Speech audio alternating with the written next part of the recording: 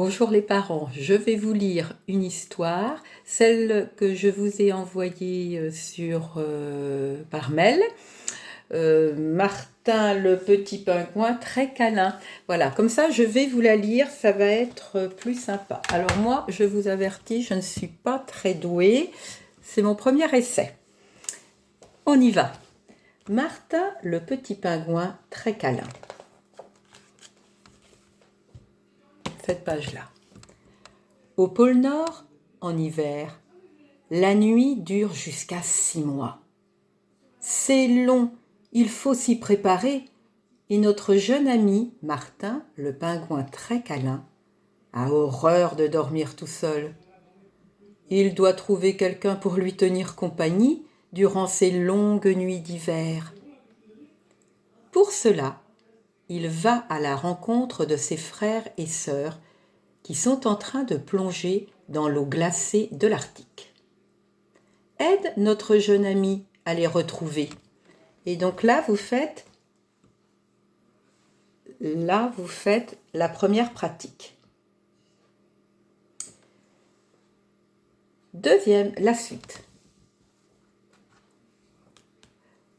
Mes frères et sœurs, voulez-vous m'accompagner dans cette nuit hivernale ? Demande Martin. Non, car tu ronfles. Je ronfle ? Tant pis, je vais trouver un ami prêt à partager la nuit polaire avec moi. Soudain, le petit pingouin très câlin aperçoit, posé sur la neige blanche, une sterne, un oiseau aux pattes et au bec rouge avec des plumes grises et blanches. Mais celle-ci tente de s'envoler. Vite, aide Martin à la rejoindre. Et donc là, vous faites la deuxième pratique. Vous les avez donc en photo que je vous ai envoyée tout à l'heure, par mail. Troisième page. Arrivé près de la sterne, Martin lui demande « Ne t'envole pas, passe l'hiver auprès de moi !» La sterne lui répond « Tu es fou, on m'attend déjà en Afrique, j'ai du chemin à parcourir, je veux vivre au chaud, pas dans le froid, au revoir !» Et la sterne disparaît dans le ciel immense. Pourtant, avoir chaud, c'est simple, se dit le pingouin très câlin, il suffit de s'agiter un peu. Regarde, fais comme lui. Et là, vous faites la troisième pratique. On continue.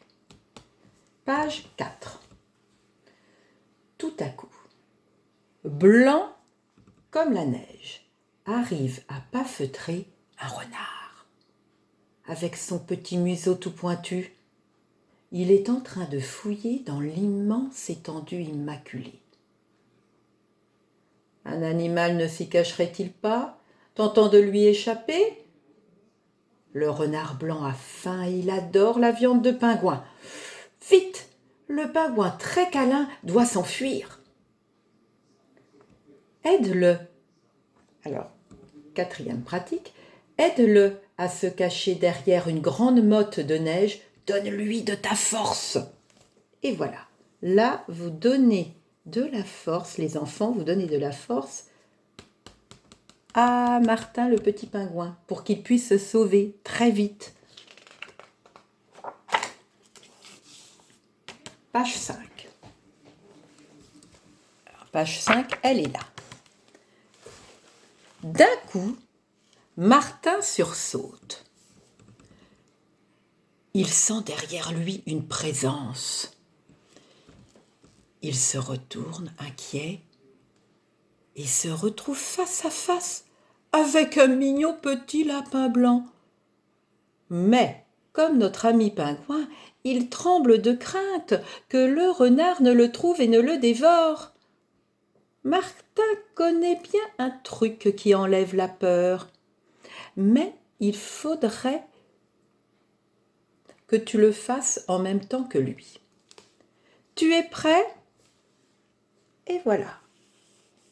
5e pratique, pour que le petit lapin n'ait plus peur. Page 6. Martin et le lapin blanc avancent à tout petits pas pour ne pas faire de bruit. Mais très vite, ils se retrouvent face à un bras de mer glacé. Il faut le traverser. Malheureusement, le lapin blanc ne sait pas nager. Le pingouin très câlin décide alors de naviguer sur un kayak. 6e pratique, les enfants. Par contre, pour faire avancer l'embarcation, il aura besoin de la force. Vas-y! Et là, voilà, là tu donnes à Martin de la force pour pouvoir se déplacer dans le kayak.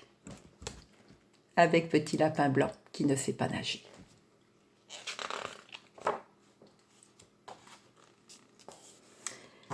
Et là, nous sommes à la 7e page. La voici. Parvenu sur la banquise, le lapin blanc disparaît à la nuit tombée. Martin, lui, admire l'immense ciel étoilé et il aperçoit la représentation d'un animal bien particulier, le grand ours polaire. Un ours blanc capable de dormir 6 mois en hiver. Mais le voici, justement, qui avance en direction de notre petit pingouin. Connais-tu sa démarche? Et là, dans la 7e pratique, tu vas imiter l'ours blanc, sa façon de marcher. Voilà. Donc là, tu vas la retrouver sur les mails. Et là, c'est la fin de l'histoire. 8e page. Le petit pingouin très câlin a une idée. Il demande au grand ours blanc. Je sais que tu vas dormir 6 mois. Alors, je te propose un échange. J'irai tous les jours pêcher du poisson et te le déposerai près de la grotte où tu dormiras. Tu seras nourri et moi, je pourrai sommeiller contre ton pelage tout chaud sans prendre le risque que tu me dévores. L'ours blanc accepte le marché, tout heureux de pouvoir bénéficier de poissons frais à volonté. Tous deux s'éloignent alors en rigolant vers la grotte blanche. Et là, voilà, et là c'est pas une pratique, hein. Voilà, là, j'espère que tous vous allez être détendus. Voilà, peut-être dormir tout à l'heure ou avant une sieste. Ou tout simplement, si vous vous sentez un peu énervé avec maman ou avec papa, un grand frère, une grande sœur, vous refaites les pratiques et puis quelqu'un peut peut-être vous lire l'histoire. C'est quand même plus sympa. Je tourne la dernière page. Voilà, et là, voilà, c'est la fin de l'histoire. Ça, c'est la fin. Les enfants, je vous lirai une autre histoire avec des pratiques de relaxation. Je vous fais une grosse bise, je pense bien à vous. Voilà, vous faites du coloriage, vous essayez d'aider papa, maman, de faire votre lit, comme je vous avais dit au début de notre confinement. Je vous embrasse et puis espère bientôt vous revoir. Bisous, bisous, maîtresse Dominique. Au revoir les enfants, au revoir les parents. Merci pour vos mails, ça me fait vraiment très très plaisir. Au revoir.